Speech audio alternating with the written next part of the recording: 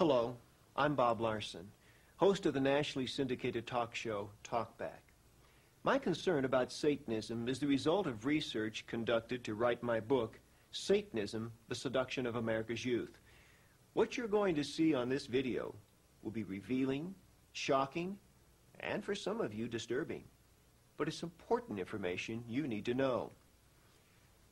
In 1966, a one-time carnival performer named Anton LaVey shaved his head, donned a hooded black robe, conducted a devil-worshipping black mass, and established the Church of Satan. LaVey's book, The Satanic Bible, which ritualized his religion, has sold more than 500,000 copies. Today, Anton LaVey is a recluse who grants no interviews and makes no public pronouncements. The affairs of the Church of Satan are overseen by two people, his daughter, Zena LaVey, and Mr. Nicholas Schreck, founder of the Werewolf Order of Satanism. Zena LaVey and Nicholas Schreck are the chief spokespersons for the Church of Satan, and they are the two people you will see me confront during this video. Whether or not you believe in a literal devil, you should be concerned about the plans of LaVey and Schreck to establish a satanically ruled society. This interview was not a debate with my countering the viewpoint put forth by the Church of Satan. The purpose of this video was to divulge information regarding the agenda of the Church of Satan, facts that until now have been cloaked in rumor and contradiction. After seeing this video, I'm sure you will be appalled by the evil teachings of Satanism clearly evident in the statements of LaVey and Schreck. You may wish to use parental discretion for younger children during some parts of this video. And now, the first family of Satanism.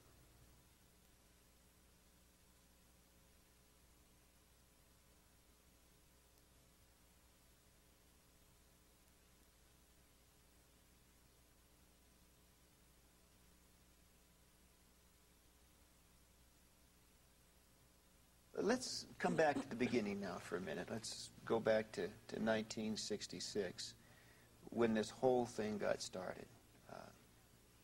The suggestion is that your father hit on a good gimmick. You're always accusing the church of being hypocritical and using gimmicks, but it seems to me that your father hit on a very good gimmick. And then there was a lot of showmanship involved. I mean, nudes on altars and satanic ceremonies. Right. How sincere was the beginning of the church? How sincere? It was quite sincere. There had to be public attention to pave the way for Satanism to be a recognized and above-board religion, as it had never been before. So there had to be public attention. You don't have a movement without moving. And the archetype of the devil has always been as a showman. And he all always musicians, admitted that. all artists, anyone who has a creative way of attracting attention has always been accused of having diabolical powers. Now, but what I find interesting is, although many people like yourself might think that he was only doing it as for gimmick's sake and because he was a good showman, you also complain that he won't come and be on your show. Yeah. So now, which is it? Would you rather have him be a good showman and come on your show? Well, why doesn't he come out of the closet?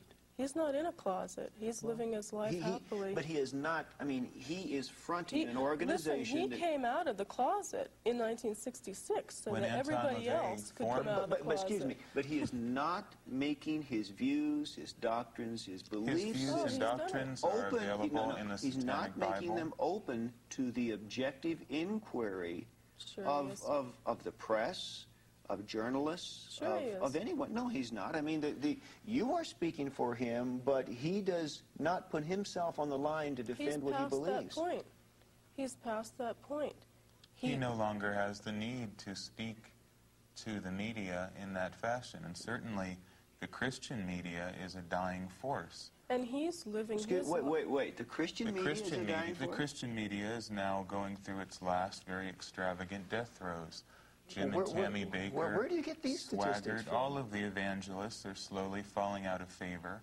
And as we move into the Satanic century, we're going to see Christianity's last gasp. Well, now hang on. Excuse me just a minute, Nicholas. You make some broad sweeping statements that do not have statistical validation. Now, while it is true that certain televangelists have had a marked drop in their audiences. Overall, the growth of religious media in America is exploding. Can you quote me any statistics in regards to religious radio stations and religious television stations? Much more. Do you know how fast they are growing in this country? There's much more religious media than ever. That's not what I'm saying. And I think I'm saying that's a sign of the death throes of Christianity. You've given up your ideals, and now you're joining the devil's ranks, which is to entertain people. You are now part of the media, which is something that the fictional character you base your religion on, Jesus Christ, would certainly not have condoned. Well, now, you are now using... Nicholas, you throw so many, you know, I don't want to interrupt you, I want to be polite, but you throw so many little zingers out that are just factually inaccurate. I do have to call you. You just casually say this fictional character, you completely disregard the historicity of Christ. But let's come back to that. As most historians would. Well, that's not entirely accurate, sir. Let's get back. Let's get back to the. Well, it is quite accurate if you want to speak about that. All right, let's get back to where the whole thing started. Okay. Let's get some facts straight here, and I'm asking you, Zena, because the press has kicked these things around. Jane Mansfield. Was Jane Mansfield a follower and or a lover of your father?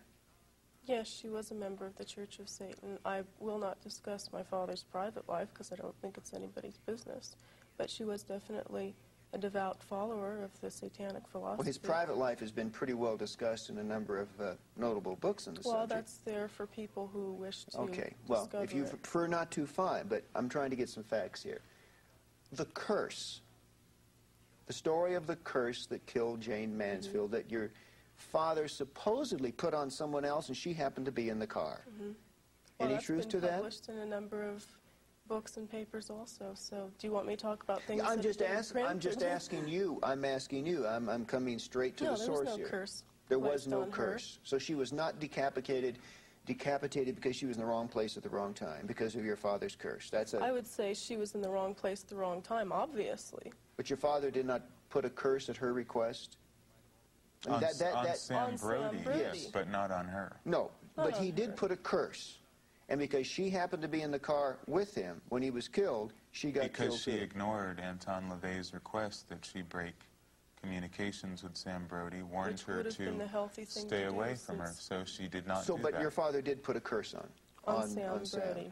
Okay, I'm just trying to get the story straight here. Marilyn Monroe, what was the connection with Marilyn Monroe? That was an affair that the two of them had when they were both very young and were relatively unknown. It just so happened that both of their lives took off in a direction that, you know, garnered some fame. But at the time that they had this affair, they were both very young, late teens, early 20s. Sammy Davis Jr. He's been pictured worshiping in one of your father's altars, wearing a pentagram. Was he at a time a follower of the church? At a time, yes. Are there any prominent stars today who are followers openly of the Church of Satan, such as these people were back in the 60s? There are, and some of them we already know of. Who? Of them, well, if you want entertainers, King Diamond is a member of the Church of Satan. He openly admits that.